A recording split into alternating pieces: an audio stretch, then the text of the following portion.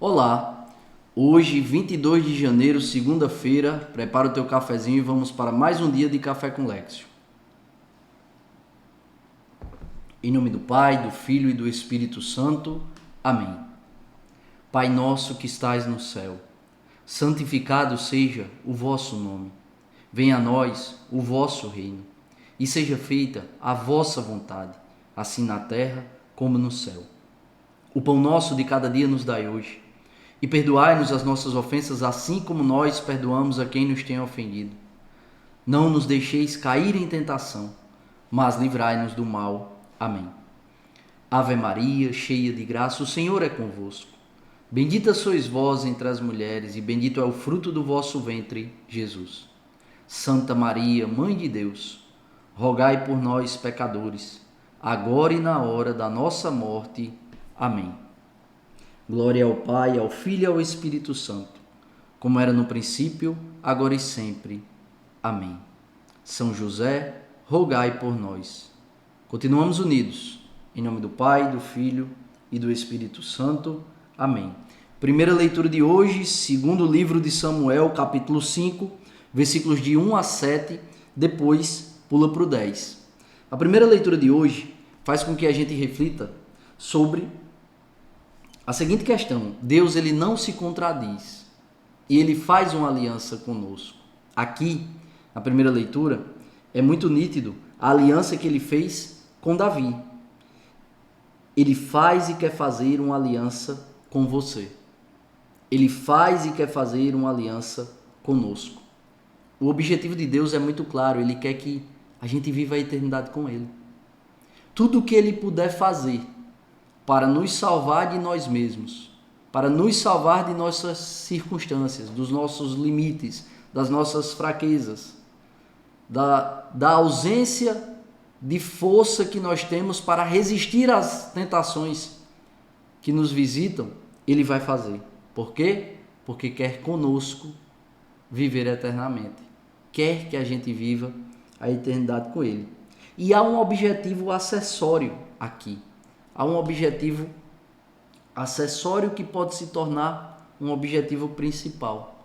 Nós sermos uma cópia, uma xerox.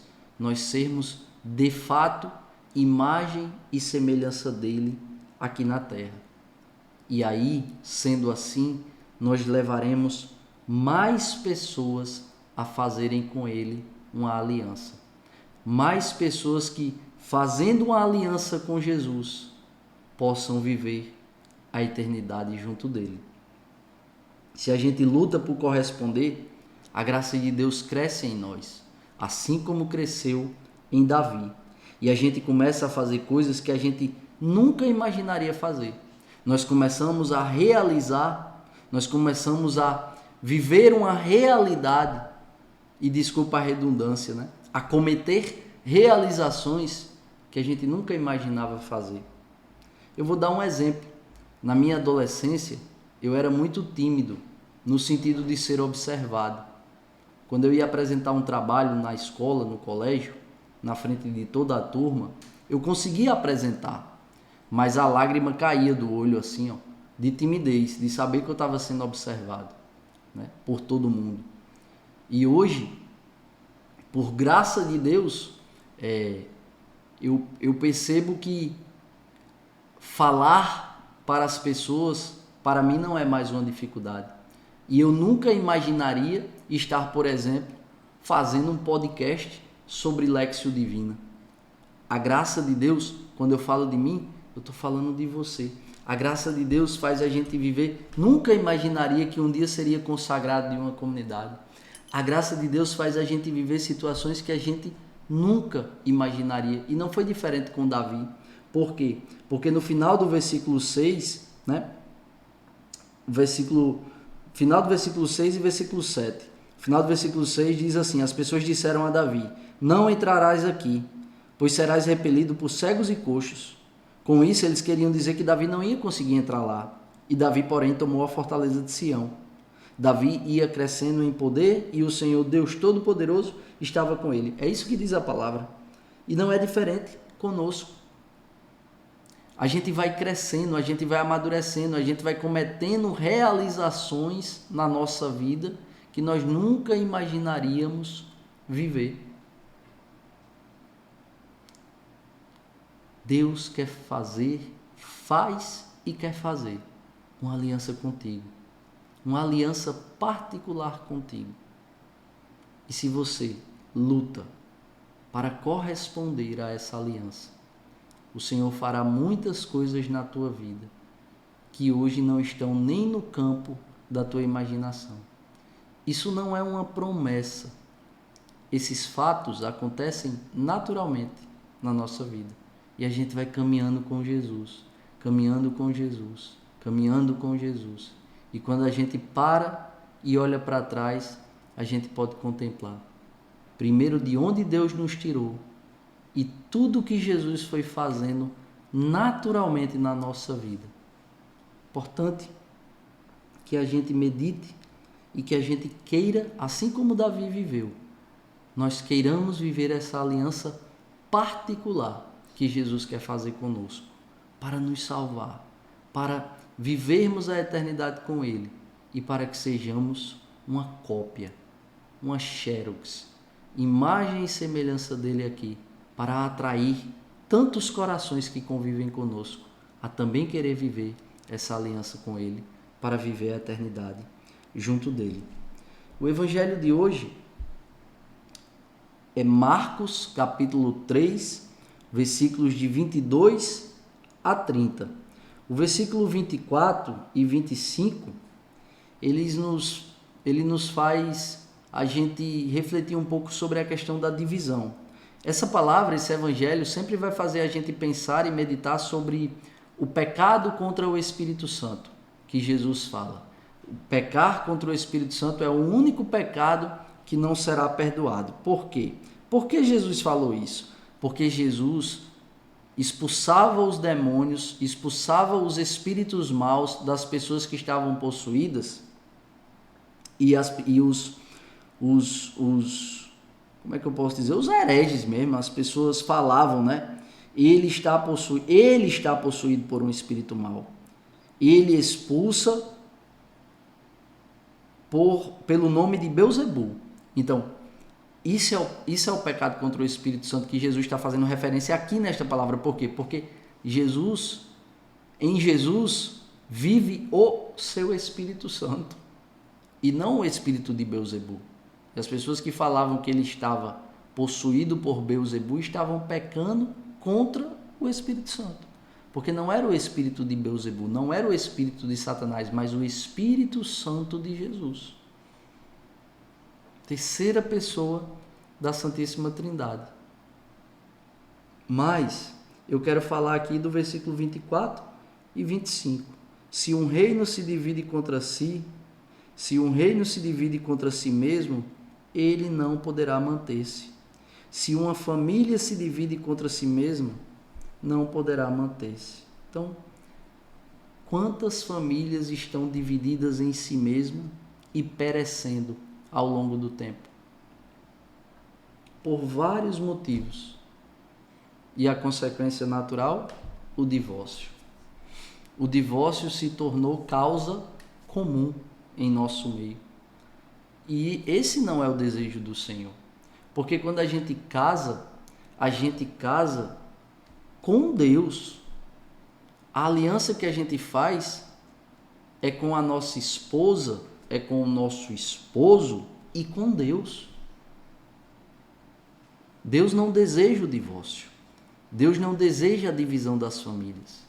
Deus não deseja a separação. E a palavra é muito clara aqui.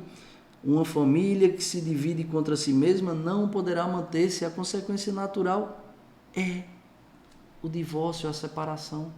Mas qual é a raiz? Essa divisão que começa pequena. Divisão que começa por causa do dinheiro.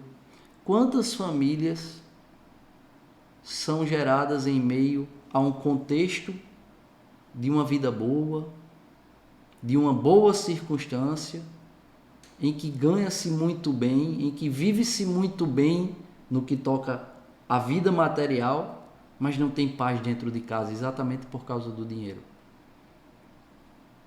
O Senhor desta casa não é Jesus. O Senhor desta casa não é Deus, nosso Senhor. O Senhor desta casa é o dinheiro. E porque é o dinheiro, não tem paz interior os corações que habitam nesta casa. Quantas vezes se começa uma divisão dentro de casa por causa da intolerância, da impaciência de uns com os outros? Aquela pessoa que é maravilhosa para os amigos, que é extremamente generosa na igreja, mas que proporcionalmente também é extremamente impaciente com sua esposa, com seu marido. Serve que é uma beleza na paróquia, na pastoral. Serve que é uma beleza no trabalho. Mas dentro de casa, quer servir não. Não tem paciência de ouvir o outro. Não tem tolerância. Não tem paciência. Não tem generosidade. Faz as coisas com má vontade. Gera divisão. E a divisão gera separação. Família que se divide em si mesma não poderá manter-se. Uma hora, como a gente diz, a casa cai. Então, eu queria falar nesse aspecto, tocar nessa questão. Do mesmo modo, isso entristece o coração do nosso Senhor. Como entristece o coração do nosso Senhor também a divisão do povo. Né? E há uma premissa muito importante que não serve apenas para os tempos atuais. Isso aí é desde que o mundo é mundo. Mas serve para a gente contemplar também os tempos atuais, por que não? O dividir para conquistar. Quando a gente divide um povo em si mesmo, fica mais fácil da gente conquistá-lo. Então, a divisão do povo entristece o coração do nosso Senhor. Contudo, há uma divisão que é impossível de se conter. A divisão dos que creem em nosso Senhor e vivem como creem, daqueles que creem, mas não aderem a Jesus, a sua palavra, às Sagradas Escrituras, ao magistério da igreja, a sua igreja, e daqueles que não creem. E porque não creem, não amam, e porque não amam, não querem nem ouvir falar de nosso Senhor. Essa divisão é uma divisão natural e que não se pode conter. Porque o próprio Senhor fala isso. Em um dado momento ele vai dizer isso, né? Que essa divisão é uma consequência natural, inclusive da sua presença. Então, a separação entre os que buscam e amam a verdade e dos que não buscam e não amam é também uma consequência natural à vida daqueles que não querem mais corresponder aos próprios anseios, mas querem corresponder à vontade de Deus. O versículo 27, para a gente ir concluindo, o Café com Lexio de hoje vai dizer: ninguém pode entrar na casa de um homem forte para roubar seus bens sem antes o amarrar. Só depois poderá saquear a sua casa. A importância de desenvolver a virtude da fortaleza. A importância de desenvolver a virtude da fortaleza para resistir às tentações, mas também para resistir às próprias armadilhas que a nossa carne nos oferece. Muitas vezes a gente se coloca como vítima da nossa circunstância. Quantas vezes você está reclamando do seu trabalho e o seu trabalho é uma grande bênção, uma grande graça que você pediu a Deus e Deus te deu, e você agora está reclamando do cansaço das pessoas? Quantas vezes você está reclamando da família que você tem, e a família que você tem foi uma bênção e uma graça que você pediu e Deus te deu? Ou seja, quantas vezes a gente se levanta e reclama da nossa circunstância porque ainda estamos olhando para a nossa circunstância com um olhar de vítima e não com um olhar de protagonista. de chegar no trabalho, eu quero estar aqui.